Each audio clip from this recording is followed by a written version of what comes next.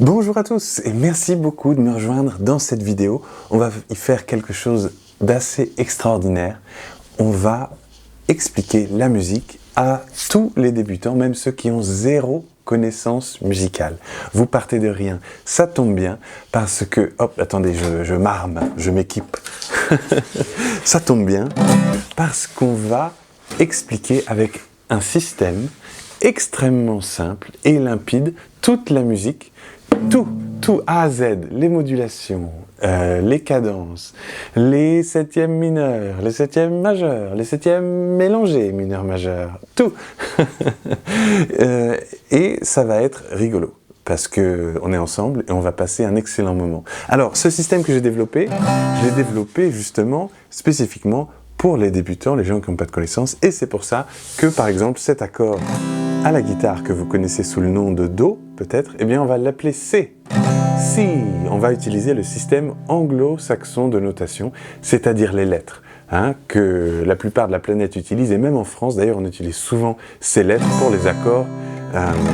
Quand on a des grilles, par exemple, si on joue dans un groupe de swing ou n'importe, c'est très fréquent d'utiliser plutôt ces notations. Jazz également, bien sûr. Alors, ces notations, c'est pas que des lettres évidemment, mais on va commencer avec les lettres puisque ce sont en fait nos notes.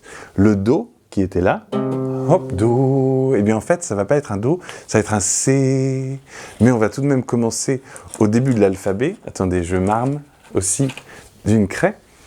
Et en fait ce dont on a besoin, c'est juste d'énoncer les notes avec lesquelles on va travailler, les notes avec lesquelles on va prendre nos repères. C, on va commencer au A parce que c'est le début de l'alphabet. A, B, C, D, E, F, G, A, B.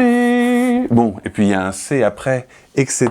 Évidemment, ça continue des deux côtés, parce que la musique, c'est cyclique. En fait, vous voyez tout le tableau? Je suis pas sûr. Voilà. Parce que la musique, c'est cyclique, donc ensuite, on arrive à l'octave suivante, si on veut. Donc, si on part du C, C, D, E, F, G, A, B, C, D, E, F, G, A, B, C, et ensuite ça continue, c'est les mêmes notes, mais plus hautes en fait. Elles vont s'appeler pareil, mais vraiment si on est dans la tonalité de C majeur par exemple, eh bien on va avoir que ces notes-là, s'il n'y a pas d'altération. Mais on s'en fiche pour l'instant, on simplifie, on commence avec le B-A, B-A. Ou plutôt ce qu'il y a après le B-A, c'est-à-dire le C. Alors on va faire un accord de C, justement. Voici les notes de notre registre, au fait. A, B, C, D, E, F, G, A, B, C, D, E, F, G, C. Voilà. Ça, c'est toutes les notes dont on a besoin pour jouer tout ce qu'on veut, toutes sortes de chansons. Voilà, là, je vais faire... Eh bien, tout ce que vous venez d'entendre, c'est un mélange de ces notes-là, de C jusqu'à B, C, D, E, F, G, A, B. Il y a juste 7 notes différentes. Et ce que je viens de jouer à la guitare, c'était un mélange de tout ça. Alors, avec quoi j'ai commencé? Eh bien, j'ai commencé avec un accord. Et cet accord, il s'appelle Do majeur, on est d'accord, ou C, ou C major si on veut préciser, mais généralement, on va juste dire, tiens, j'ai déjà perdu une craie. Bon, heureusement que je suis équipé. Cet accord, il va s'appeler C. Alors, quand vous jouez un C, que ce soit à la guitare, au ukulélé, à la mandoline, ou même au violon, hop, si vous faites des arpèges, peu importe, vous savez peut-être pas ce que ça veut dire. Eh bien, C, c'est 3 notes différentes.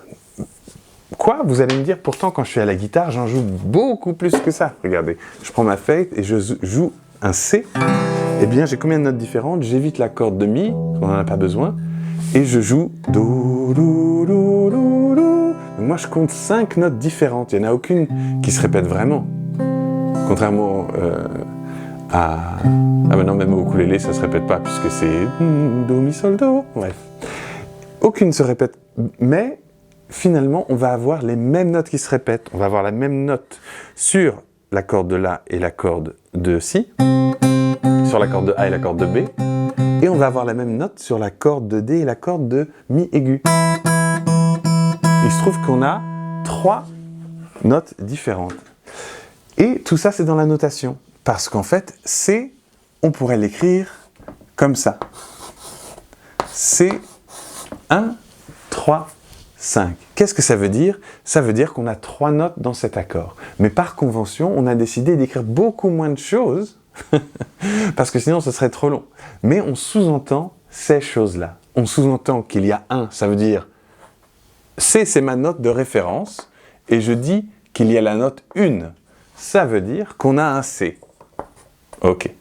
Ensuite, on a la note 3, la tierce si on veut. Eh bien, on va compter C, D, E, puisqu'on là, on a 1, 2, 3, 4, 5, 6, 7, si on veut. Ça marche comme ça. Évidemment, plus on avance dans les cours, et il y en a 10 dans la série, plus ça va devenir subtil. Mais là, les grandes lignes, 1, 2, 3, 4, 5. Donc, dans un accord de C, il y a la note C, il y a la note 1, 2, 3, la note... Bah dites-le, parce que moi je suis là, j'attends. Voilà, E. Et il y a la 5e, C, D, E, F, G. Il y a la note G. Au passage, là on a La, Si, Do, Ré, Mi, Fa, Sol, La, Si.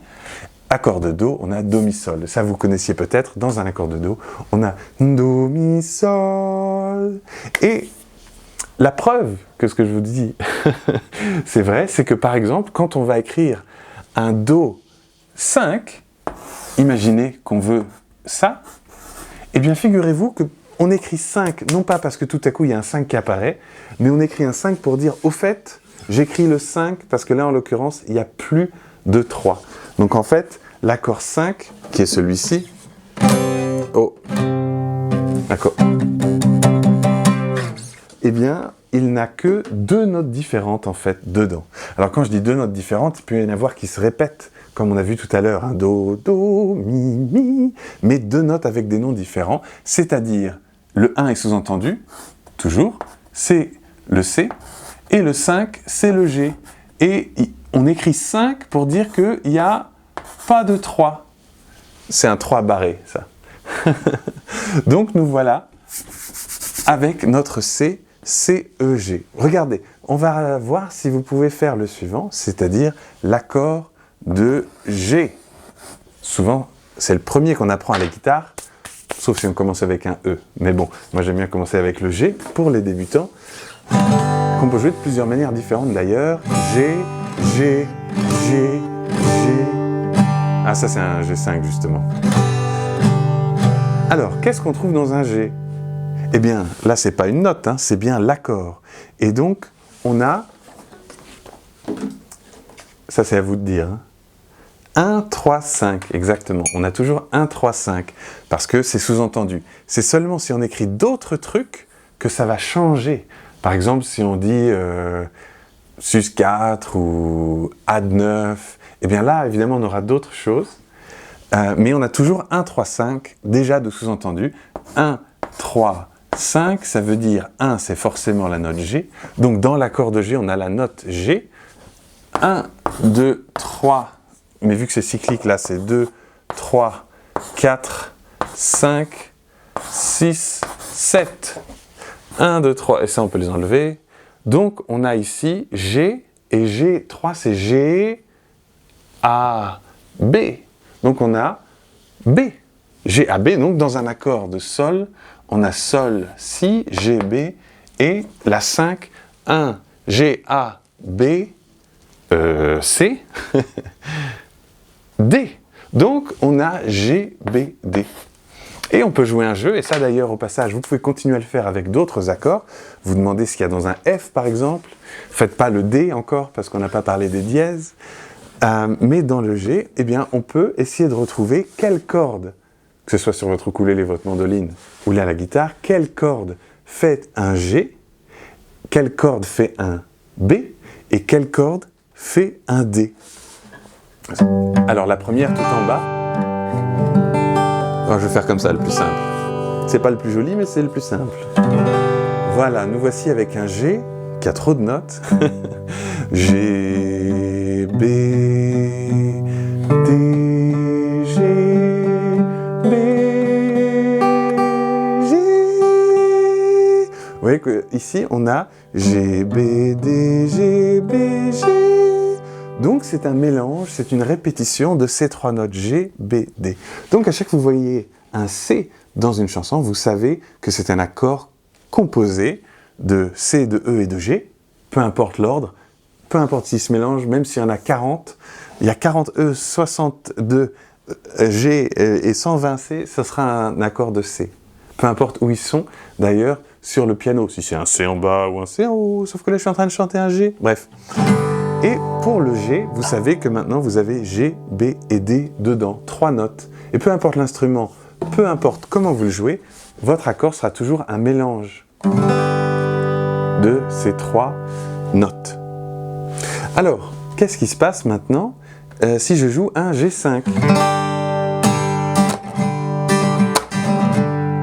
C'est beaucoup plus joli et ça respire, c'est ouvert et même on peut rentrer avec la tierce là. Ou pas de tierce, on en reparlera majeur mineur. Ça veut dire qu'on a un G qu'on note 5. Ça veut dire, au fait, je note 5 pour vous rappeler que du coup, j'ai enlevé tous les 3. C'est curieux, hein, de noter quelque chose qui est inclus, mais si on le note, c'est pour dire que l'autre truc n'y est pas. Donc je note 5 pour vous rappeler, au fait, il n'y a pas de 3, c'est un accord sans tierce.